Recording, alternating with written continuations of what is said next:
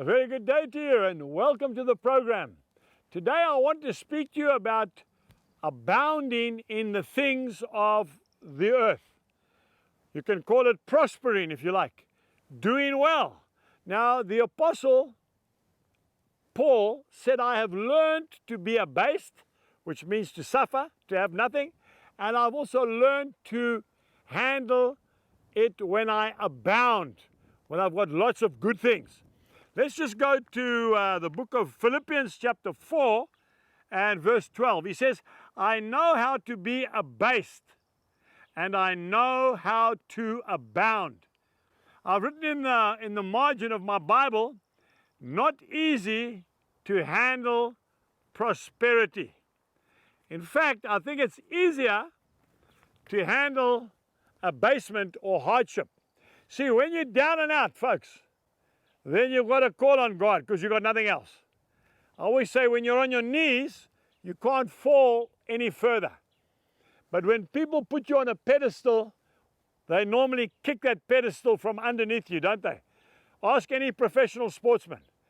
If he's playing for a big top first league soccer team and he starts scoring goals, he's like a god, like a demigod. But when he lets goals in and he doesn't score goals, they want to kill the same man. That's human nature. Now what Paul's saying is I've learned how to be subjected to nothing, and I've learned how to handle success. And a lot of us don't know how to handle that. I really want to address that today. It is dangerous, a dangerous thing sometimes to be prosperous. You say to me, come on Angus, never. I'm telling you folks, you get a young man who starts off and he's a wonderful child of God. And all of a sudden he hits it big. Maybe it's music. I've been to Nashville, Tennessee, the USA, music city of the world. And you can see a young man who's maybe in his early 20s and he hits it big. And all of a sudden his personality changes. His character changes. He actually starts to think that he's something special. And that's normally the way out. I want to say to you, humility is a great thing, folks. To be humble is a mark of a great man or woman of God. And to be prosperous and successful and to remain humble, that takes a lot of doing.